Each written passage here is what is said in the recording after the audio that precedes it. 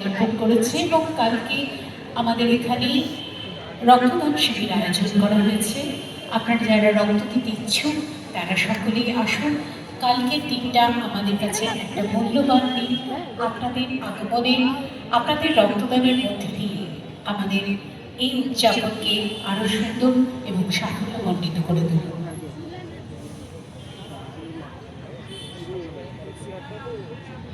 আমরা এখন সঙ্গীত শুনব সঙ্গীত শিল্পী প্রেমাশিস সরকারের কণ্ঠে।